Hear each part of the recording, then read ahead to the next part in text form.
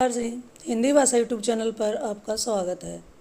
आज की इस वीडियो में हम चर्चा करने वाले हैं वर्ण विचारों पर। इससे पहले वाली कल की जो वीडियो थी, अगर आपने उसको नहीं देखा है तो वो वर्ण व्यवस्था से ही संबंधित है। बड़े ही महत्वपूर्ण इसमें वर्ण से संबंधित प्रश्न रहेंगे और पिछली वीडियो में बड़े ही महत्वपूर्ण है। अगर आपने उसको नहीं देखा तो एक बार उसको ज़रूर देख लें, क्योंकि वीडियो बड़ी ही इम्पोर्टेंट थी। चलिए आज शुरुआत करते हैं। वर्णमाला यानी स्वर और व्यंजन का संक्षिप्त परिचय देख लेते हैं। और ये परिचय न हो करके संपूर्ण वर्णमाला वर्ण व्यवस्था के जो महत्वपूर्ण प्रश्नों पर इस वीडियो में हम चर्चा करने वाले हैं, क्योंकि ये प्रश्न बड़े ही महत्वपूर्ण हैं, उपयोगी हैं, इम्पोर्टेंट हैं, ये एग्जाम में आने के लायक हैं। शुरुआत करते हैं। जैसे स्टार्टिंग में लेते हैं स्वर। जिन वर्णों का उच्चारण बिना किसी अवरोध के, बिना किसी रुकावट के, बिना किसी दूसरे वर्ण की सहायता से कर लिया जाता उन्हें हम स्वर कहते हैं। ये सिंपल सा है, इन सबको पता है हमें। हर्षव स्वर और दीर्घ स्वर। स्वर तीन प्रकार के होते हैं, दो प्रकार के होते हैं। हर्षव, जिन स्वरों के उच्चारण में कम समय लगता है उन्हें हर्षव स्वर कहेंगे। ये चार होते हैं, ए ई उ री, जैसा कि नीचे आपको दिखाई दे रहा होगा। उसके बाद दीर्घ स्वर। जिन स्वरों के उच्चारण में हर्षव स्वरों से अधिक समय यानी दोगुना समय लगता है उन्हें दीर्घ स्वर कहते हैं। दीर्घ स्वरों की संख्या कितनी है? 7 है। कौन कौन से होते हैं? आ, ई, उ, ए, ऐ, ओ, औ। जैसे कि हर्षव स्वर दिखाए गए हैं, यहाँ पर आपको दिख रहे होंगे। हर्षव स्वर हैं, यहाँ पर देखिए 4 हैं, ए, ई, उ, री। और ये मूल स्वर भी इनको कहते हैं।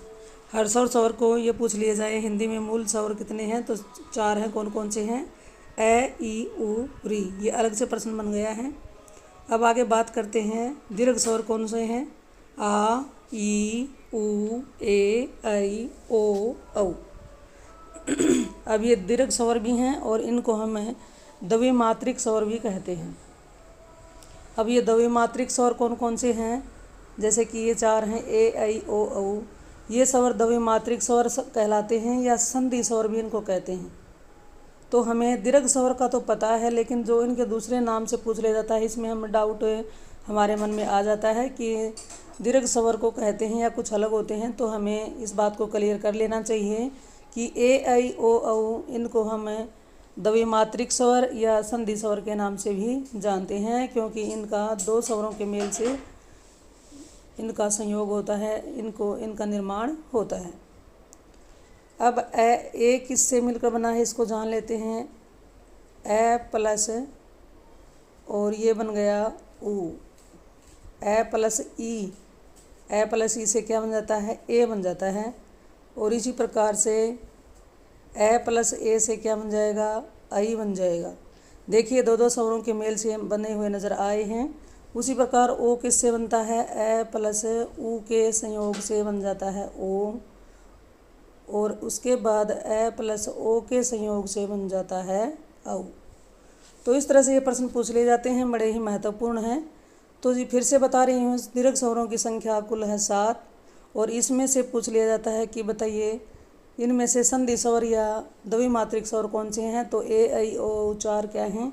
संधि स्वर के नाम से जाने जाते हैं या द्विमात्रिक स्वर के नाम से भी जाने जाते हैं, क्योंकि ये दोनों दो दो स्वरों के मेल से बने होते हैं, इसलिए।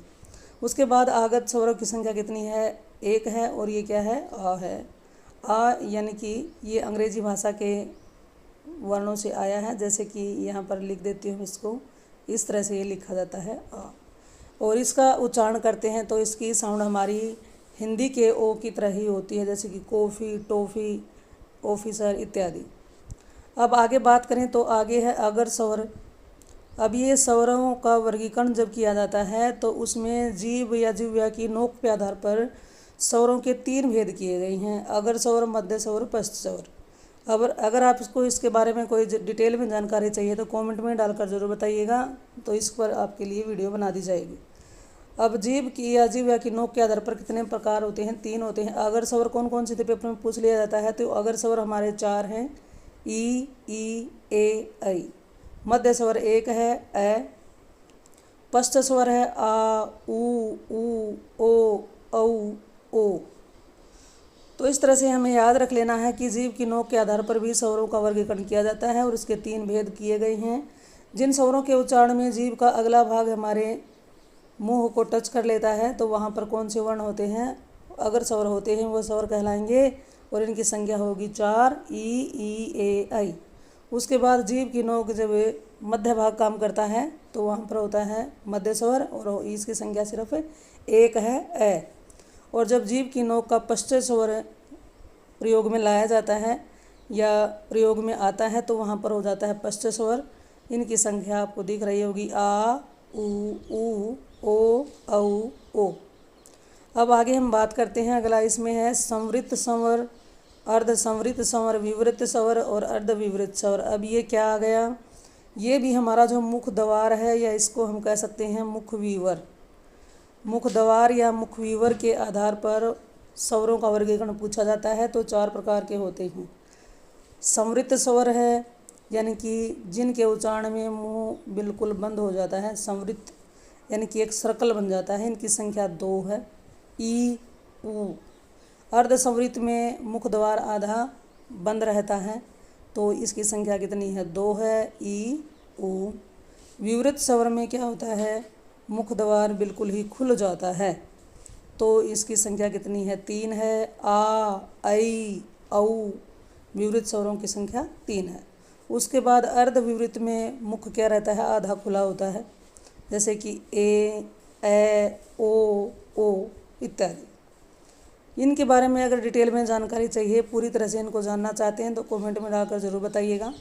अब बात करते हैं व्यंजनों की संख्या। तो व्यंजनों की कुल संख्या कितनी हमारी है, तो व्यंजनों की कुल संख्या इसमें 41 मानी गई है। अब 41 व्यंजन कौन कौन से हो गए हैं, जैसे कि कैसे है तक बात करें तो 33 हो गए और उसमें 4 संयुक्त व्यंजन जोड़ दिए गए तो 37, और 2 इसमें जो हमारे हैं द्विगुण व्यंजन या उत्क्षिप्त व्यंजन, जैसे कि ये ड है और एक ये ड है, ढ और ढ, यानी कि ये तो हमारे क्या हो गए, ये दोनों तो ट वर्ग के वर्ण हैं और जो दूसरे ये दोनों हैं ये हमारे द्विगुण व्यंजन या उत्क्षिप्त व्यंजन कहे जाते हैं।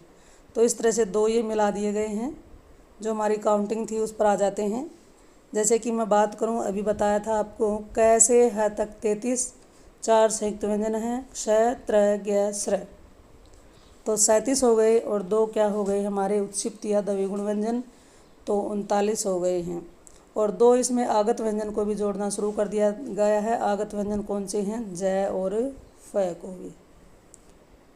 तो इस तरह से हमारे कुल व्यंजनों की संख्या अब कितनी हो गई है 41। अब हम बात कर लेते हैं स्पर्श व्यंजनों की संख्या कितनी है, 27 है।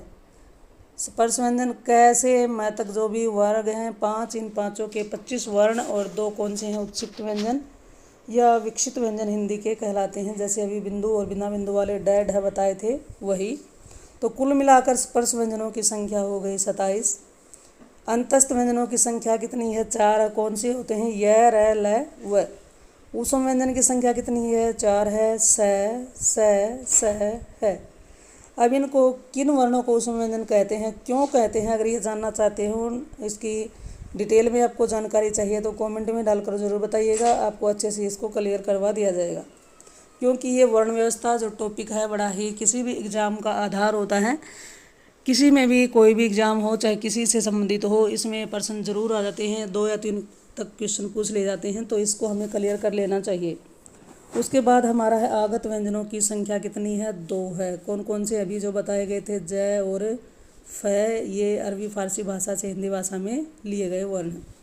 उसके बाद संयुक्त व्यंजनों की संख्या कितनी है, 4 है। क्ष त्र ज्ञ स्र, क्ष त्र ज्ञ और स्र। क वर्ग की ध्वनियाँ यानी कि क वर्ग में 5 वर्ण दिख रहे हैं, च वर्ग में भी 5 वर्ण होते हैं, ट वर्ग में भी 5। देखिए ट वर्ग में अभी बताया था ये ड है ट वर्ग के हैं, लेकिन दूसरे जो बिंदु इनके नीचे लगा दिए जाते हैं, मान लीजिए यहाँ पर, तो ये हमारे उत्क्षिप्त व्यंजन या हिंदी के विकसित व्यंजन या द्विगुण व्यंजन के नाम से जाना जाता है। तो पेपर में ये प्रश्न भी पूछ लिया जाता है कि हिंदी की वर्णमाला में उत्क्षिप्त व्यंजन किन्हें कहते हैं, कितने होते हैं, या द्विगुण व्यंजन कौन से होते हैं, कितने होते हैं, या हिंदी के विकसित व्यंजन बताइए कितने होते हैं और कौन कौन से होते हैं। तो ये 2 होते हैं। उसके बाद प वर्ग में ध्वनियाँ होती हैं, ये आपने देख लिया होगा, प वर्ग में भी होती हैं। अंतस्थ व्यंजन अभी जान लिया है।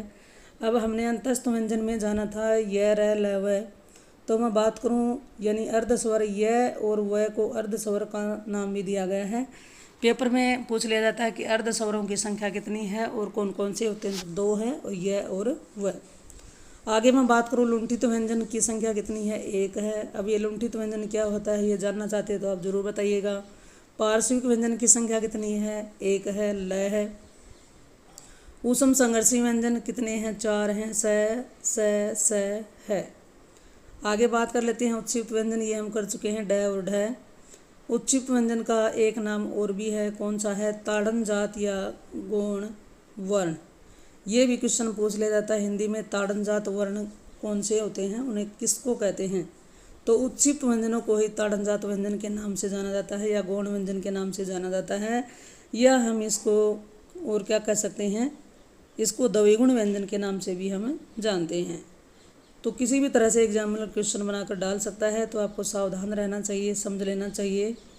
अब ये प्रश्न आ जाता है कि व्यंजनों का वर्गीकरण स्वरतंत्रियों के आधार पर कितने आधारों पर किया जाता है, तो 2 आधारों पर करते हैं, स्वरतंत्रियों में कंपन के आधार पर और श्वास या प्राण की मात्रा के आधार पर। तो यहाँ पर स्वरतंत्रियों में कंपन के आधार पर 2 भेद कर दिए गए थे, अघोष व्यंजन और सघोष व्यंजन।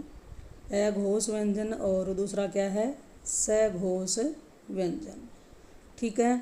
अब अघोष क्या होता है, प्रत्येक वर्ग का पहला दूसरा वर्ण और क्या होते हैं, फ स ये क्या होते हैं, अघोष वर्ण होते हैं। आगे हम बात कर लेते हैं सघोष वर्ण व्यंजन कौन से होते हैं, प्रत्येक वर्ग का तृतीय, चतुर्थ और पंचम वर्ण, ड ढ ज य र ल व और सभी स्वर क्या होते हैं, सघोष वर्ण के अंतर्गत आते हैं। अल्प प्राण व्यंजन जी, अब ये अघोष और सघोष, अल्प प्राण और महाप्राण के बारे में अगर कोई डाउट रहता है तो आपको कमेंट में डालकर बताना चाहिए कि हमें ये डाउट है, ये क्लियर होना चाहिए। तो आपको अच्छे से ट्रिक के माध्यम से इसको प्रयास करवाया जाएगा आपको समझाने का। अब बात करते हैं अल्प प्राण या महाप्राण। तो ये श्वास या प्राण की मात्रा के आधार पर पढ़ रहे हैं। प्रत्येक वर्ग का कौन सा होता है, पहला, तीसरा और पांचवा वर्ण क्या होता है, 1 3 5, ये होते हैं अल्प प्राण व्यंजन और सभी स्वर्गीय क्या होते हैं, अल्प प्राण होते हैं। महाप्राण व्यंजन प्रत्येक वर्ग का दूसरा, चौथा और ऊष्म व्यंजन यानी कि स है, ये भी महाप्राण होते हैं। अब ये क्यों होते हैं ये हम जानना चाहते हैं तो आपको बताना ही चाहिए। नासिका व्यंजन प्रत्येक वर्ग का पंचम वर्ण क्या होता है, नासिका व्यंजन होता है। कंठ व्यंजन होते हैं, क वर्ग जो होता है हमारा, इसका उच्चारण स्थान कंठ है तो ये कंठ वर्ण कहलाएंगे। उसके बाद जो च वर्ग है इसका उच्चारण स्थान तालु है तो ये चालव्य व्यंजन कहलाते हैं। पेपर में ये पूछ लिया जाता है कि बताइए कि स कौन सा वर्ण है। ऑप्शन हमारा दिया जाएगा कंठ है, तालव्य, मूर्धन्य या दंत है। तो हमें याद रखना चाहिए कि स क्या है, तालव्य व्यंजन के अंतर्गत आता है। अगला है मूर्धन्य व्यंजन, ट वर्ग है जो हमारा मूर्धन्य है और स भी इसी में आता है। दंत व्यंजन त वर्ग है, दंत व्यंजन के अंतर्गत है। ओष्ठ व्यंजन कौन से हैं, प फ ब भ म। दंतोष्ठ यानी कि दांत और ओष्ठ के मेल से कौन सा वर्ण की आवृत्ति होती है, व्यंजन का उच्चारण होता है व व्यंजन का उच्चारण स्थान पूछ लिया जाता तो दंतोष्ठ होगा। और है का वैसे तो कंठ होता है लेकिन फिर और गहराई में जाने पर क्या होगा, स्वरतंत्रीय व्यंजन है कहलाता है।